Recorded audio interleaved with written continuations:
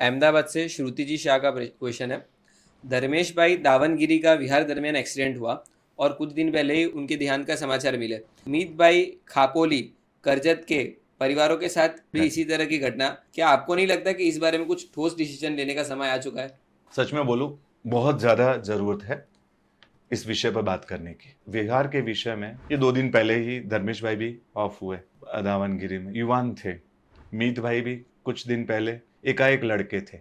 करजत का परिवार, जो हमारे संजय भाई करजत है, जिन्होंने बहुत उत्तम श्रावक है, उनकी पत्नी भी इसी तरह विहार के दरमियान ही खोई गई।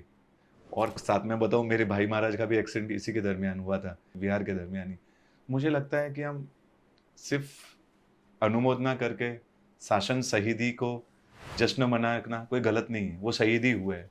लेकिन मुझे लगता है अब थोड़ा सा विशेष इस बारे में सोचना चाहिए। सुबह के जल्दी जो विहार, ठंडियों के मौसम में तो कभी कभी 6 बजे भी, 6:30 बजे भी धुंध होती है और धुंध के कारण उनको दिखता नहीं है। इस 4 बजे, 4:30 बजे, 5 बजे के विहार वो बहुत रिस्की हो चुके हैं।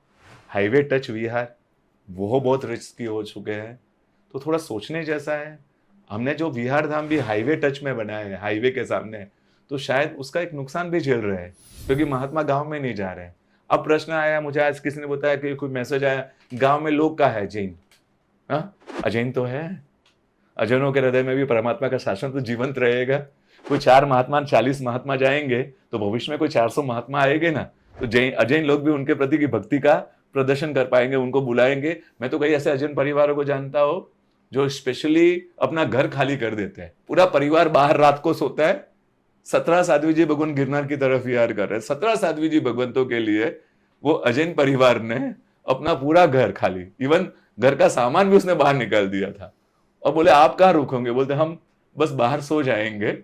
उस तरह से अजैन लोग भी रहते हैं। तो हम क्यों सोचते हैं जैन धर्म को, है ना, हम जैन धर्म हर किसी के हृदय में जाएगा अगर अगर गांव के विहार हो गए तो, या हाईवे टच के रिस्की विहार हो गए। अरे सिर्फ और जान है ना, जान बहुत कीमती है। ये जो विहार सेवक है ना, उनकी भी जान बहुत कीमती है। मिच्छामी दुक्कड़म, ये जो महात्मा है ना, उनकी ज्यादा कीमती है। और वो महात्मा कितने अरमानों के साथ उनके परिवार वाले उनको दीक्षा के लिए भेजते हैं। अपना कलेजे का टुकड़ा शासन को समर्पित करते हैं, और वो इस तरह चला जाए ना, दुख होता है। उनकी साधना बाकी थी, उनकी आराधना बाकी थी। जीवन के 5 साल हुए दीक्षा लेकर, कितने अरमान सजाए होंगे, और इस तरह से एक्सीडेंट हो जाता है। तो मुझे लगता है थोड़ा सीरियसली होना पड़ेगा। सुबह के विहारों को, ये धुंध के विहारों को, 4-4, 5-5, 5:30 बजे के विहारों को थोड़ा सीरियसली सोचना चलेगा। मैं तो विनती करता हूँ सभी महात्माओं से, आचार्य भगवंतों से, गच्छाधिपति होते हैं, कि इस बारे में वो कोई ठोस निर्णय लेकर इसके ऊपर काम करेंगे। नहीं, अभी से इस तरह का होना चाहिए, ऐसा मुझे लगता है। हम शहीदी को सलाम कर रहे हैं, धर्मेश भाई की शहीदी को सलाम ही है, लेकिन शहीदी को सलाम करके हम व्यवस्था को ठीक ना करें, ये कहाँ तक उचित है? शहीद ही ना हो ऐसी कोशिश क्यों ना करें? हाँ।